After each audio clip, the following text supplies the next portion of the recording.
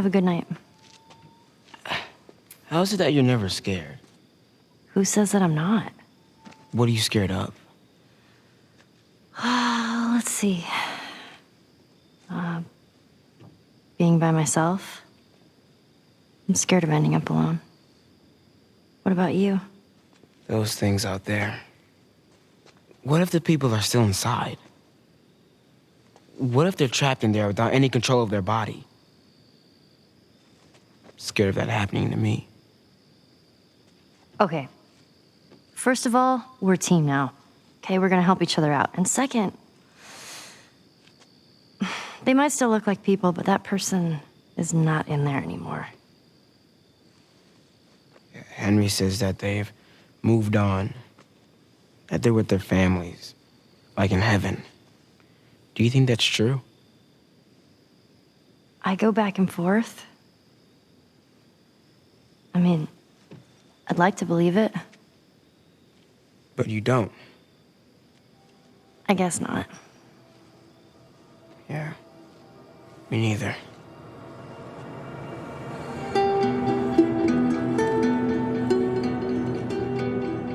This is the official The Last of Us podcast, and I'm your host, Christian Spicer. As we all await the release of Part 2, I'm revisiting The Last of Us Part 1 and talking with the visionaries and talents who made it. We'll be recapping the story while diving deep into the making of. If you haven't listened to episode 1 yet, do that now, because we're walking through this story chronologically. And that means in today's episode, we'll be working our way through the rest of summer. And I'll be talking again with Troy Baker and Ashley Johnson, aka Joel and Ellie. And I'll also be talking with art director Erick Pangilinan and, of course, writer and creative director Neil Druckmann.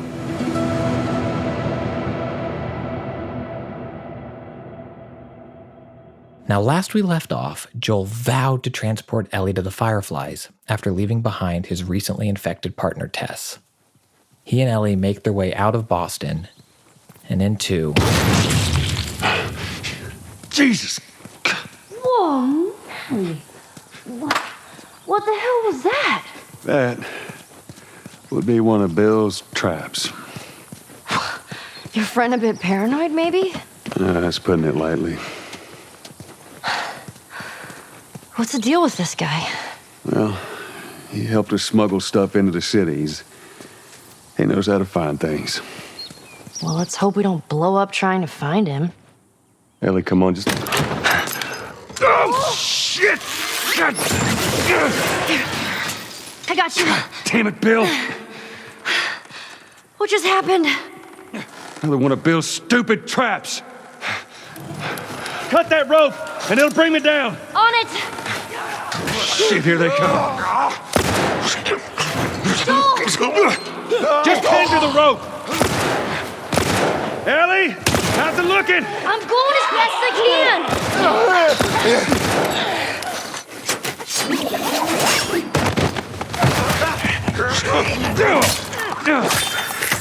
Get off your ass on your... We're meeting Bill, which as a player, I expect Bill to die. I expect to like Bill. I expect Bill to die. And I expect Joel and Ellie to be worse off because of it. Who is Bill to Joel? And then in that moment, who is Bill to Ellie coming into this from a new perspective?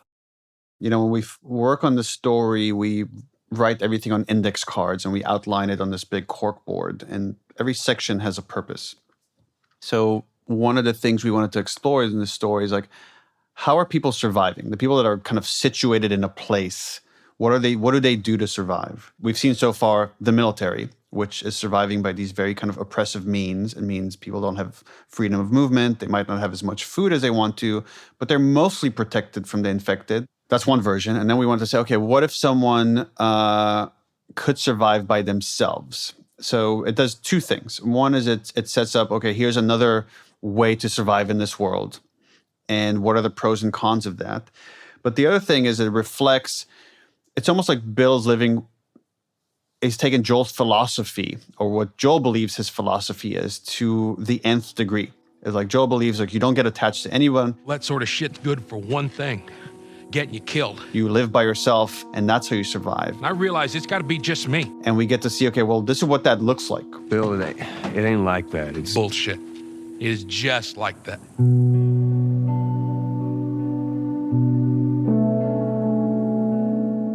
I definitely see almost every character that Joel meets throughout this, especially those that you meet, is you have to go through the thought experiment of, there but for the grace of God go I. Like, you look at Bill and it's like, I could have gone crazy. I could have isolated myself and found a little, shitheel town that I could have just put up this barrier, and all that I have to worry about is protecting myself. Why did Joel choose to be a smuggler in a quarantine zone? Why did he choose to partner with Tess and do this? Why didn't he just isolate? But I definitely do look at that relationship with Bill, which is primarily, we know that Bill and Tess are kind of like that's the relationship, right? Joel is always kind of on the outside of that. He's the plus one. So that's why it's kind of a tenuous relationship when you see Bill. It's like, hey, I'm friend, when they first meet, and the relationship between the two of them is contentious. It's like, you and I have commerce together, but we're not friends. It's almost like Bill is Joel's weed dealer. It's like, hey, we're cool, but this is the limit of our relationship. And to me, it was always a very interesting choice that Neil made in the script to. When Bill brings up Tess. How in the hell is Tess okay with this suicide mission? It's actually her idea. Really? Yeah, this is right after Tess has died, and there's not that. Tess is dead, and I've thought about that moment a lot. And did Joel not tell Bill that because it was like, then you and I have nothing to do with each other? Because the only reason why Joel is in front of Bill is because he needs something. He needs a car. Bill's like trying to say, like, why are you with this kid? Like, don't you like, and he kind of lays it out, almost the themes of the game is like, don't you know what happens when you like rely on someone and like you're going to get yourself killed? And Joel's like, it wasn't me, it was Tess. It's like, well, the broad's not as smart as I thought she was. And then Bill starts insulting Tess, just when Joel kind of stops him. In your face. Can we please just get on with it? And then we wanted to show how Bill ain't exactly the most stable of individuals. Again, he just rambles to himself. All the supplies from the warehouse are dug into the east now he's fence. talking to himself. Again. When you don't have another person to communicate with, you start going a little crazy and your mind splits. Just so you could communicate with anyone, you start communicating with yourself. And we wanted to show that as you're walking around town, to say, okay, this is probably what this guy does when no one's around. Can't believe you agreed to this bullshit. This shit's gonna be Bill? Joel, this way. He just is living this very kind of lonely, sad existence. And then so much of his character came from the actor that played him, W. Earl Brown, who was just phenomenal. I mean, I'm going to say that about every one of our cast members. But he really kind of brought this, there's just like this anger and this resentment and again, this really kind of pushing away people that really felt honest the way it came out of Earl's performance. What, you know this guy or something? Frank. Who the hell's Frank? He was my partner. I think the idea of Bill having a partner, we're always trying to subvert expectation. Like, you think it's going to go this way, and if it went exactly how you predicted, it's going to get boring. So you think you're meeting Bill because Joel needs a car because he wants to get to his brother as quickly as possible to get rid of Ellie. And then we're going to subvert things by having a horde of infected in the school, and it's not going to go at all how these characters predict it's going to go. But another way to subvert expectations is to say, okay, Bill is this loner who pushes everybody away, and then find out he really cared about this person. And at first, I think we conceived of it as just like a surviving partner, his best friend. And as I was writing those scenes, it just, I don't know, sometimes things just come out of you, and it felt more interesting to say, okay, this partner is his lover as well. When we shoot these scenes, we first do a table read where we kind of get the actors to say the words for the first time, maybe improvise some changes, but really make them part of the storytelling process. Every chance to get the opportunity to talk about specifically the character of Bill, I love bringing up the fact that W. Earl Brown, what he brought to that character specifically was he infused that character with the soul. Neil and Bruce did such a great job of giving it framework, and especially Neil writing the character. But one of the first moments that I remember seeing Neil's MO, which would be, I'm going to present you with something and I'm going to give you the opportunity to make it better or to flesh it out, was sitting at the table read for this one scene. And the scene is when we discover that Bill has a partner. And that was the specific word that was used. Just use the word partner. And Earl asked Neil, he goes, when you say partner, what are you stating? And Neil says, and his famous phrase now, what do you think? And Earl made the choice. He's like, if it's all right with you, I think it's interesting that in this world, this man found partnership, he found connection, and he found love in this person. And that's what it was. But that was a choice that Earl made purely as an actor, that Neil facilitated and supported that decision. At the time, I didn't think about what representation could mean to other people in this instance. I don't know why I didn't think about, and maybe I should have. But since the game has come out and there was like just a nuanced gay relationship that people connected with and identified with, and they come and have expressed to me how much it meant to them to see it represented so honestly, or represented as well as we did it. It just kind of reinforced that feeling of seeing yourself in something you love, or seeing yourself in a movie, in a game, in a book. It's such a unique feeling that I can relate to on other levels, that it's just something that has become part of our process now to make sure that we're inclusive to tell better stories. It leads to better stories, and it leads to more people being able to connect to different layers of your stories than just kind of telling the same stories with the same kind of characters and the same kind of relationships.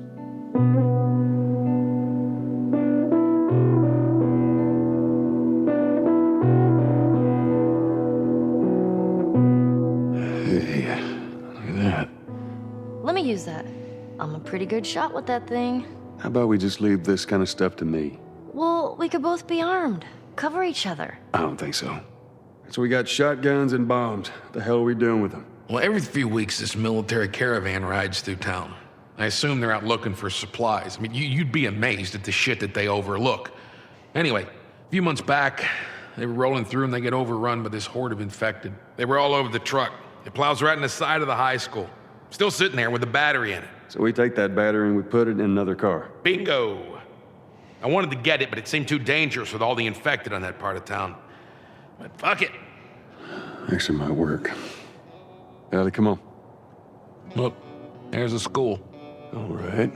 Ready? Guess we'll find out.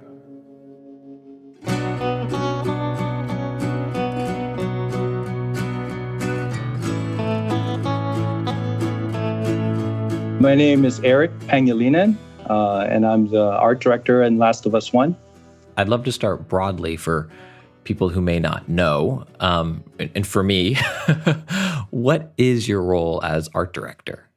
So it's almost like a mix between a producer and an art director and an art manager, where I manage the entire project from start to finish, dealing with the creative director, the concept art, the animation, the camera guys, and the environment team. So I take care of the game from start to finish. So how does the art and the art direction contribute to that feeling of like loneliness and just isolation in this world that has moved on from where we started, 20 years prior? I think one of the goals we tried to do in the art was to contrast that, because the feeling and the situations we put the players in is very grim, very sad, very violent. And we want to contrast that with the environment being beautiful, open, bright. How do you balance the beauty of nature with the destruction of what it represents? That here's this beautiful flower, per se, but it's not where a flower should be if society was as it was, 20 years prior. How do you balance that? I think for us, we searched the internet, we look for references, and like in most images we saw, it was just overwhelming. It was just nature will take back everything. And for us, for the art director, it's more about balancing that so that it's visually appealing. We use that to our advantage in separating the values and separating what is nature and what is the environment so that it creates a good balance aesthetically to the world.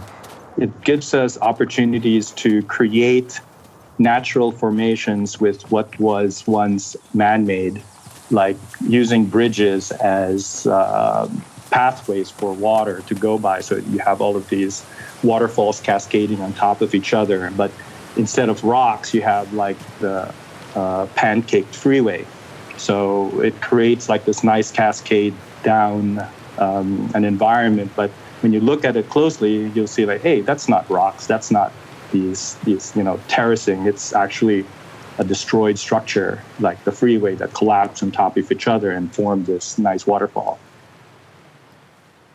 One of the moments I'd really like to talk about, it's arguably the first, and I think certainly one of the few, it's the boss fight in the game, right? Like if boss fights even exist in the game, it's not like a health bar shows up and boss fight, comes on screen, but it's the encounter with the bloater. It's such an important moment in the game. And I'd love to hear how that moment and the gym were created. What the fuck is that? Goddamn bloater! What? Ellie, take cover. I guess the bloater is an interesting part in the game, but I think I remember us being very against like making this feel like a game. We want you to be immersed in it as if you're in the world. So UI was a very careful balance in how much UI we're going to give the player so that it doesn't put them in like, oh, now you're in a combat space. Oh, now you're fighting this boss or something. So we were very careful not to take you out of that experience. And one of the things that we do in the environment, especially like man-made environments like the school, was to go very deep with the identity of the space. So we try to treat every space architecturally correct, and we try to study the interior designs of each of these structures so that we are designing it as if it's a real school, and then applying this environmental storytelling of like what happened to that place. Like, did it collapse? Did it get flooded? How did the dirt manage to get to this area, and what did it do to the materials, like the floor, to the roof? How do you apply the infected into this area? Like, how do you show the pattern of the growth coming from a source? So the bloater is really like the pinnacle of the most dangerous part of the infection. And I think that's why this thing was treated like it was the boss, and it was presented in a way where you can see its maximum strength, like in this gym, and you were able to fight this with all your most powerful weapons. And at least for me, I feel like it also represented, because it felt like a real space, almost a micro version of a hero's journey coming complete, where it's the realization of, for so many people, projecting my own feelings, but the school bully and that bullying happening in gym, right? Like, be it the tough gym teacher and she's yelling at you, or the kid who pushes you into the locker.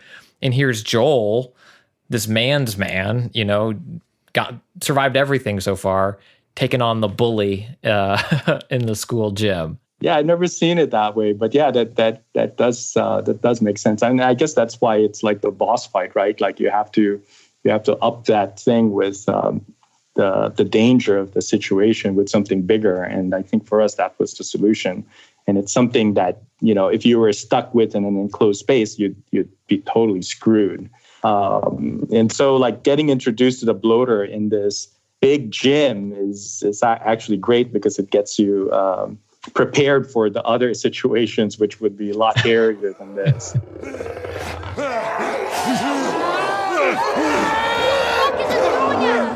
Everybody just stay away from it.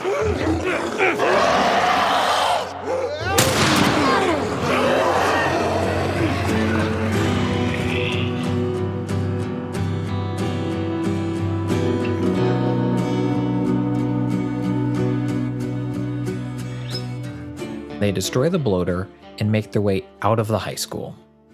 And they find Frank's body. They see Frank's body when they're in the middle of a yelling match. Bill? Somebody had the same idea. They stole my shit. Well, then what the hell is plan B? You ought to be thankful you're still drawing breath. That was plan A, B, C, all the way to fucking Z. And furthermore, tell Tess that she could take this job. Don't you bring Tess into this. Shove it right up nothing to do with... And then they find this body. Jesus.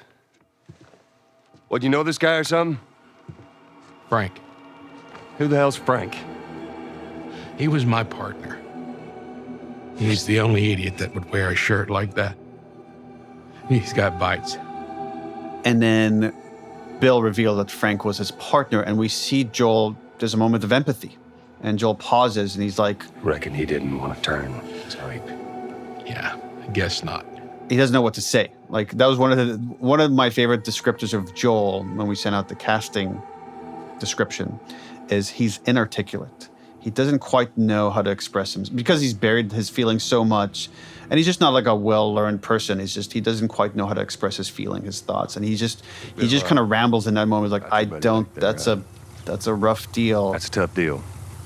And that's the best he could do to comfort someone he cares about. But we see this moment of like, he gets it. He gets that sadness. He gets that loss.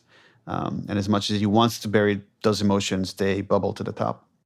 When we get to that scene, and he says, you know, he's so clinical about it. He's like, yeah, it looks like you got bit here, here, and here. And he has this one moment of contemplative grief. And then it's back to Bill. He's like, you get rid of that girl as soon as you can. You know, this is the last time I'm ever going to see you because you're going to be a dead man. We square. We're square. And get the fuck out of my town. And that's it. But it's a reminder, if nothing else, for Joel, Bill, that whole arc serves as a quasi-Faustian, this neo Jiminy Cricket going, remember, you get attached and it'll fuck you. Don't care about people. Remember, don't care about people. This is about getting this one thing and getting to the other side. Don't get emotional about this, Joel. That's what I think the purpose of Bill serves to Joel. It's a reminder of the atrocities of this world that we're in.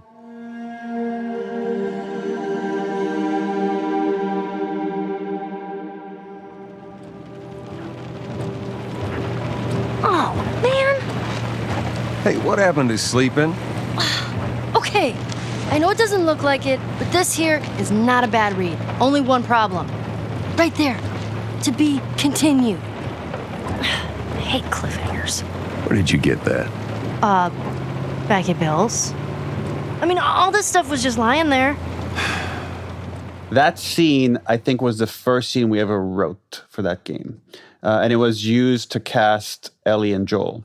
And it was just because we knew like there's so much like violence and intensity and drama in the story that we need to balance it with lighthearted moments. And that's why it was so important to get the kind of levity that's in the scene and the kind of chemistry that these characters needed to have in this scene.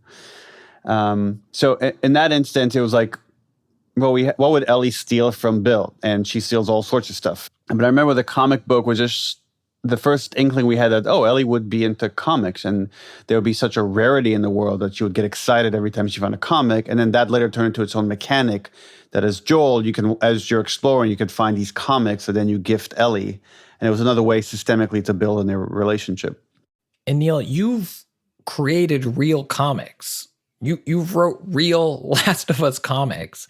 So did American Dreams already exist at this point? Were you teasing it? Or is it something that came to you later?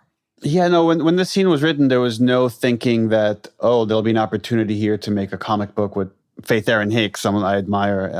I just love comics, and I've loved comics almost my entire life. That's where like I'm trying to think what a teenager would be into, that I just immediately gravitated towards that, which is comics. Again, I grew up in Israel when I was young, and at the time when I lived there were no comic book stores.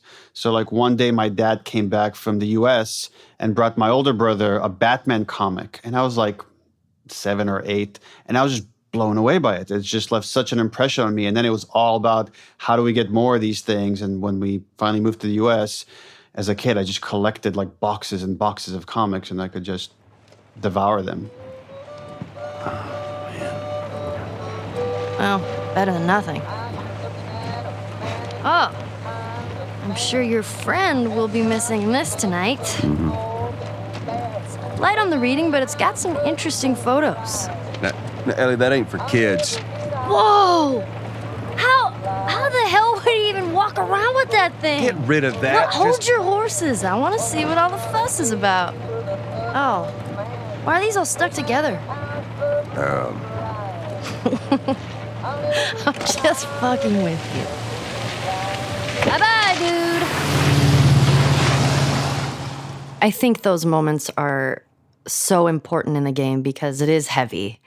And we need to have those moments to just sort of all have sort of a collective sigh of relief to have a break for a moment. And, you know, with the porn magazine, for instance, it's so funny because, you know, when we were talking about it, I don't think that I ever would have talked to my dad about a porn magazine, let alone talk about a porn magazine in that way.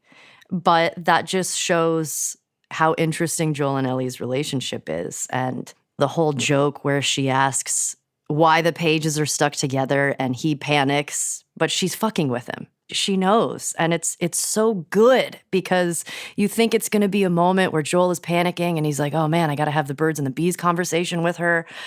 And she's like, nah, dude, I already know about all that shit. It's fine.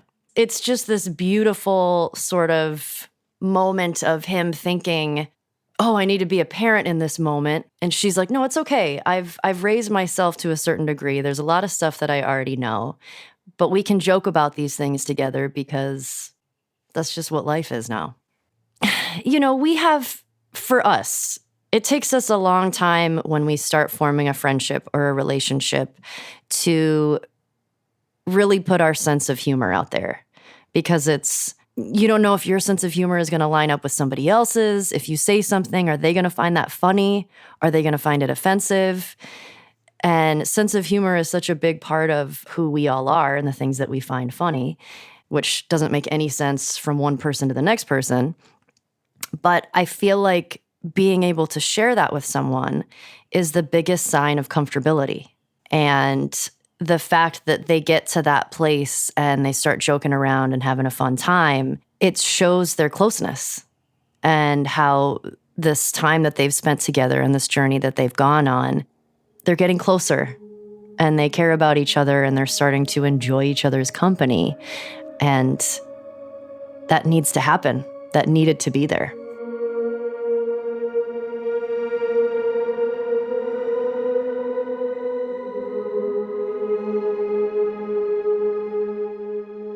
As we move through the game, the world becomes, or aspects of the world, there are still moments of levity, but aspects of the world become more brutal in terms of both the human enemies that we encounter and their ferocity, and also enemies like hunters.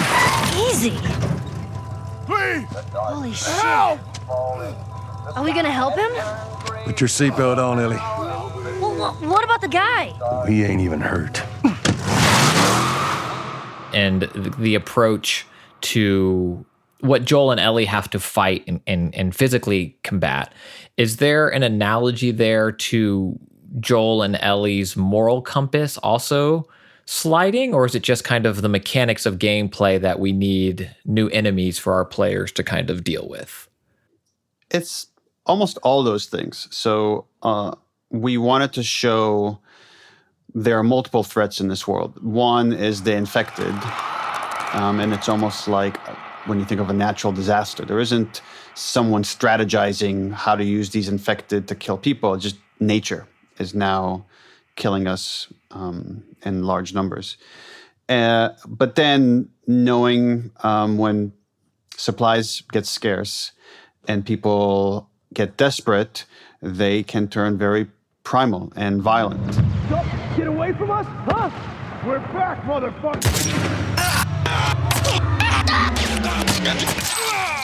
And we wanted to explore that both in the story and in gameplay.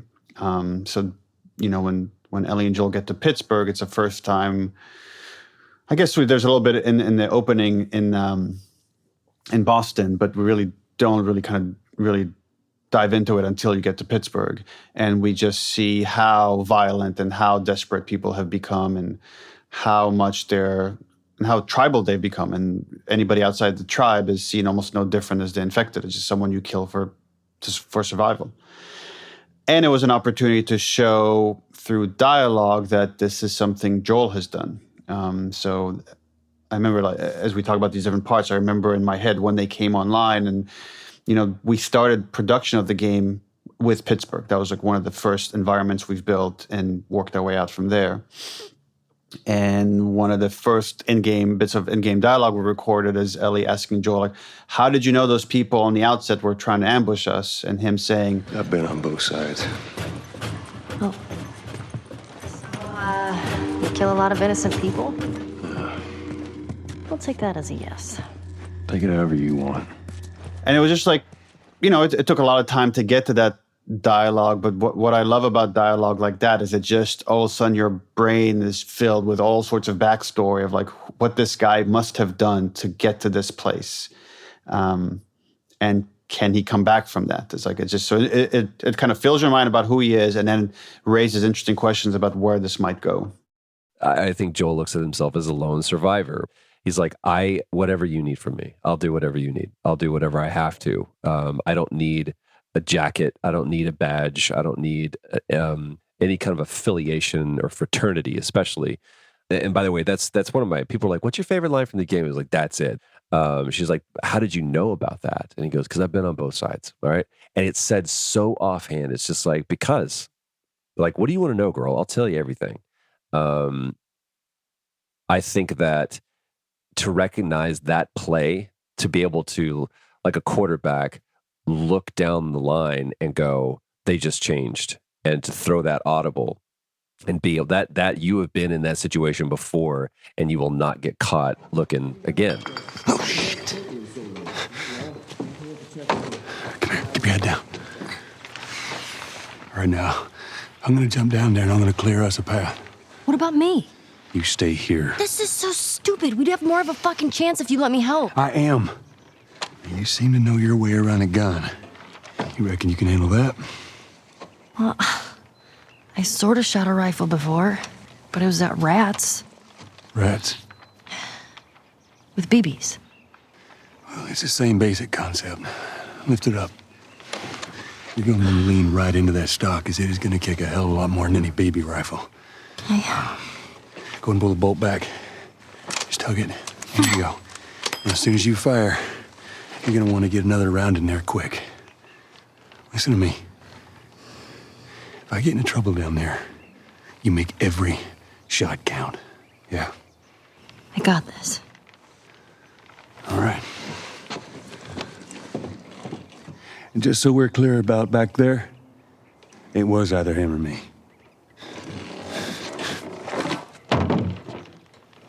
You're welcome. I love that Joel doesn't let her shoot until that point, because she is a kid. And that feels very real.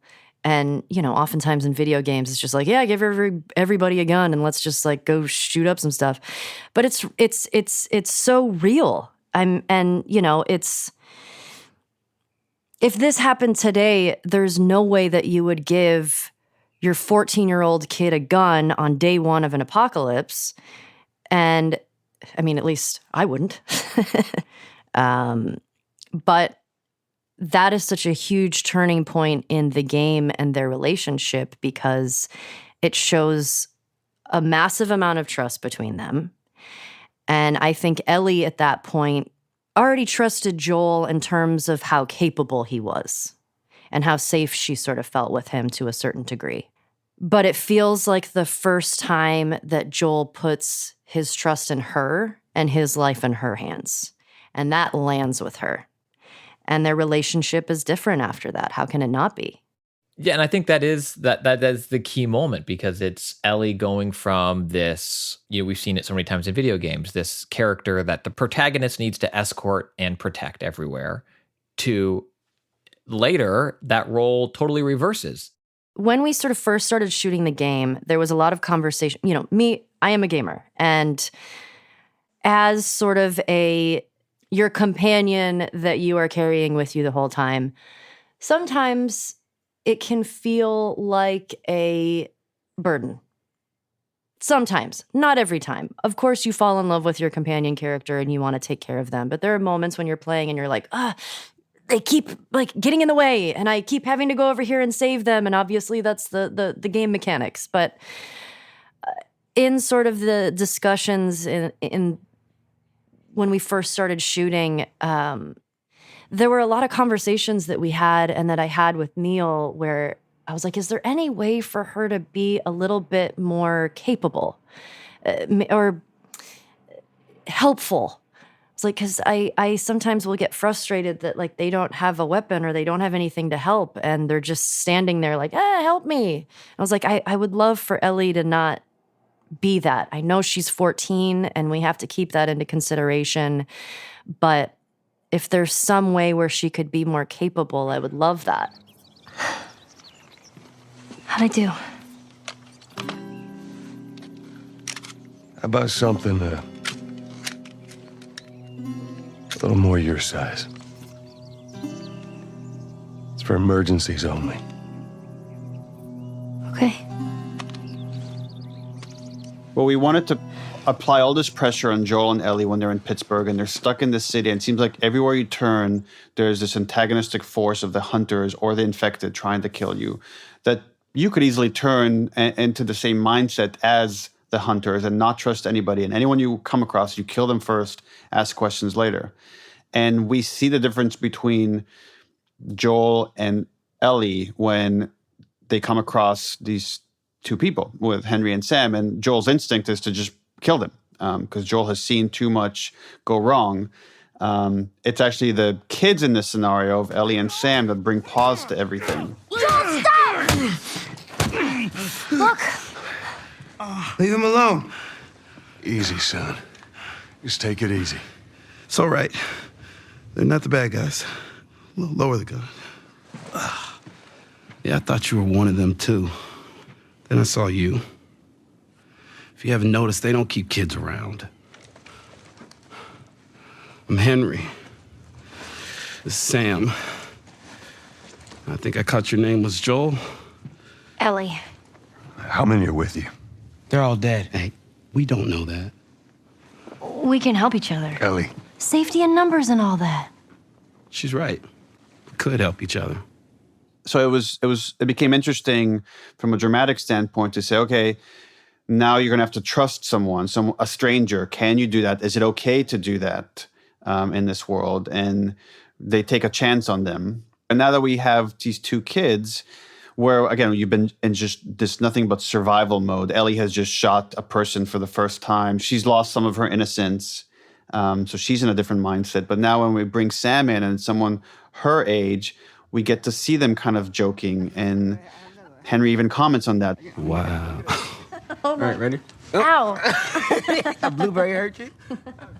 It's been a while since that boy even cracked a smile. She doesn't seem bothered by all this. So it was an opportunity that we jumped on to explore the innocence of kids, even in horrific settings. And you read about this quite a lot, where people have to find levity, no matter what the situation is. And it happens in Holocaust. It happened in like even in some horrible situations in our world. You find stories of how people have found ways to keep themselves human.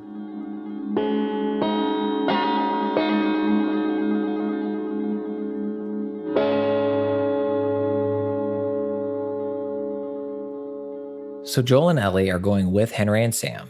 They're on their way to the radio tower, which is outside of town, and they're going to find the rest of their group. But at the gates, they're attacked by the Humvee. Henry and Sam just take off. They don't even wait for Joel and Ellie. And so Joel and Ellie have to run to the bridge, where Ellie just jumps into the water, even though she can't swim. Joel is forced to jump in after her, and the current is super strong. Thankfully, both are rescued by Henry! He's awake! Hey, you. We're alive. Okay. See? What'd I tell you, huh? He's good. Everything's fine. You know, Sam's the one who spotted you. You guys are taking quite a bit of water. What's wrong with you? Henry! Get back, son! Hey. He's pissed, but he's not gonna do anything. You sure about that? Stop! Joel? He left us to die out there. No, you had a good chance of making it, and you did. But coming back for you meant putting him at risk. If it was the other way around, would you have come back for us? I saved you. He saved me too. We would have drowned. You know, for what it's worth, I'm really glad we spotted you. Now, that radio tower, it's on the other side of this cliff, okay? Place is gonna be full of supplies. You're gonna be really happy you didn't kill me. When you were making this moment, Neil, were you a father yet? Because this is a brother relationship, but it hit me as one of the strongest parent-child relationships in the game. I mean, as I'm trying to recollect the timeline, I definitely my daughter would have already been born. I'm sure subconsciously there was a lot happening there, but you're right in that it is a brother relationship, but it's more of a paternal relationship. And again, it's as we're talking about this, I'm just seeing this through line of this theme of like protecting your kid versus giving them freedom to express themselves, to find who they are, to make mistakes. And we see that in the toy shop. Sam, what are you doing? Nothing. Get rid of it. My backpack is practically empty. What's the rule about taking stuff? It weighs like nothing. The rule. What is it? We only take what we have to. That's right. Now, come on. So there's some truth to that, but it's also missing this other point of like kids need that escape. They need this other thing. So it's like, and that's why Ellie steals it and then gives it to Sam, which is this very kind of sweet gesture. But that's one of those things that just felt very true to me and felt like it had to get in the game. So all these, in some ways, Tess, in a lot of ways, Bill, in the most ways, Henry and Sam, when we go forward, these are all cautionary tales for Joel. So with Tess, it's like, okay, here's what's happened when you get idealistic and she believes she's going to save mankind, you're going to end up dead. With Bill, okay, well, here's what happens when you're just about survival and about like limiting your freedom, and it's not about having fun or living. He drove his partner away. And later when you find this suicide note, like it's all laid out there, and it was like Frank was not happy with Bill and he wanted to escape, and Bill just is like, well, we survive in this town, that's all we need. And it's like, that wasn't enough for Frank. So that's a cautionary tale for Joel. Like, if you're just about survival, if you're just about keeping your emotions at bay, you're going to drive everyone else away. You're going to end up alone and miserable. And then later with Henry and Sam, there's like kind of the ultimate thing that Joel is afraid of, which is losing the person you love.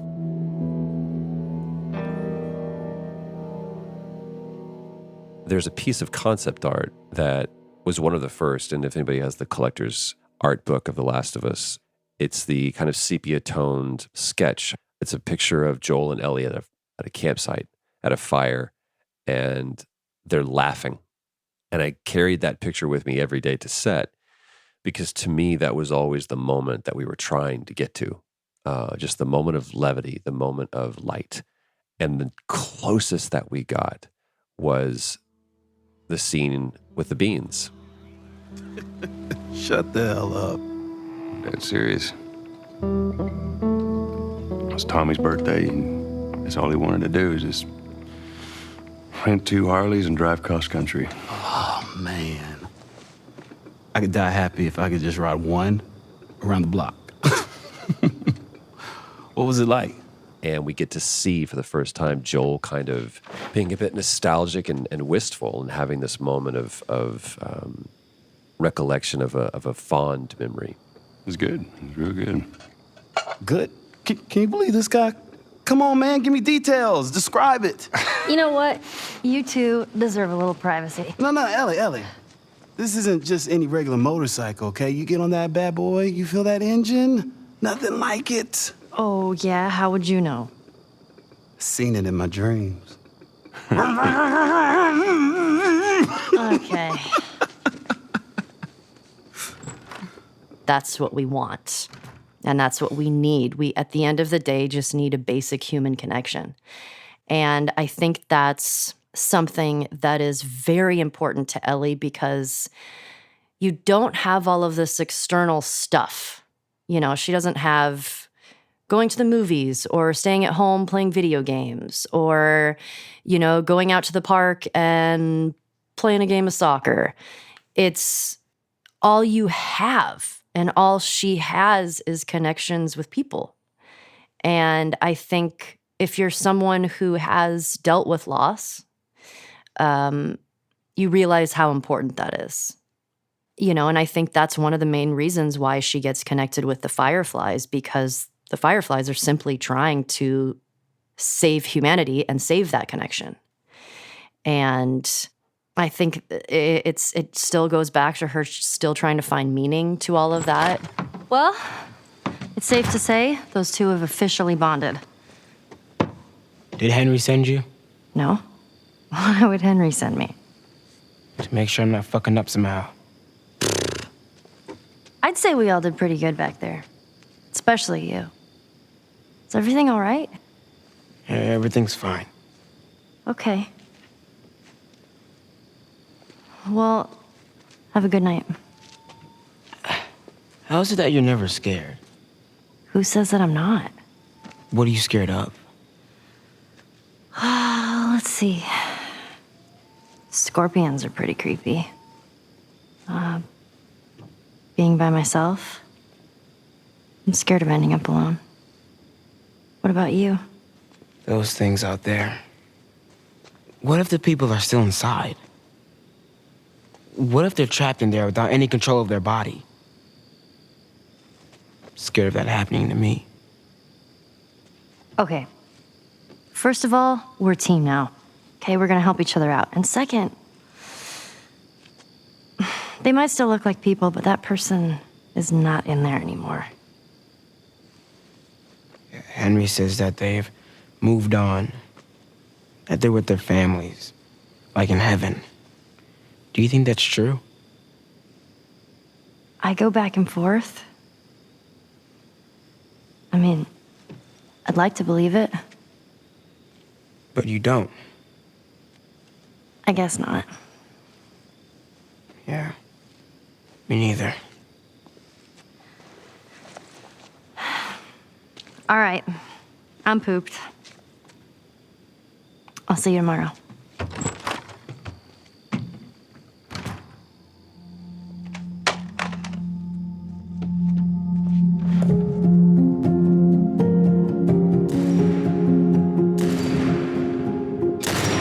All right, Sam? Yeah, I'm okay. Thanks, Joel.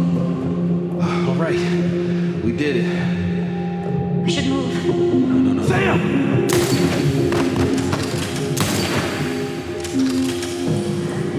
Sam, are you okay? Yeah, I'm fine. You sure? I said I'm fine. Come on! Let's move!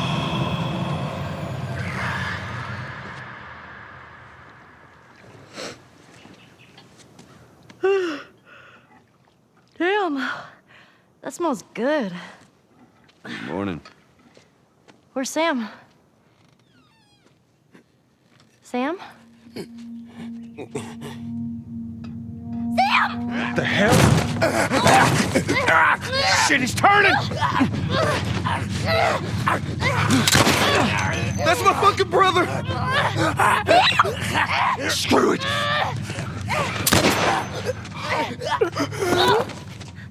Shit! Ellie? Ellie, are you all right? Oh my god. Sam? Oh no. Sam? Henry? Ellie, stay there. Henry? What have you done? I'm gonna get that gun from you, okay? Oh, okay, easy. It's your fault. This is nobody's fault, Henry. It's all your fault. Henry! Henry, no! Oh my god.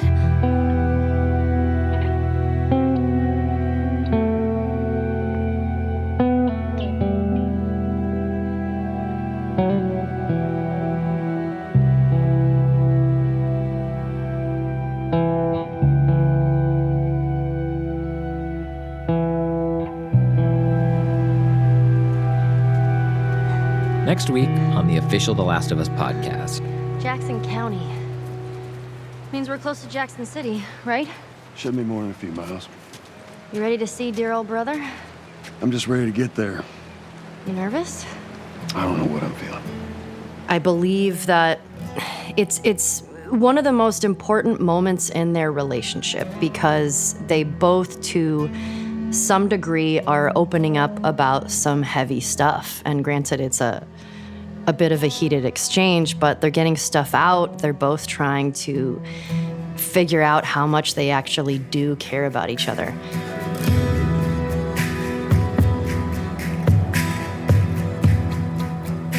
The official Last of Us podcast is produced by PlayStation and Spoke Media. It's hosted by me, Christian Spicer, and written by Brigham Mosley.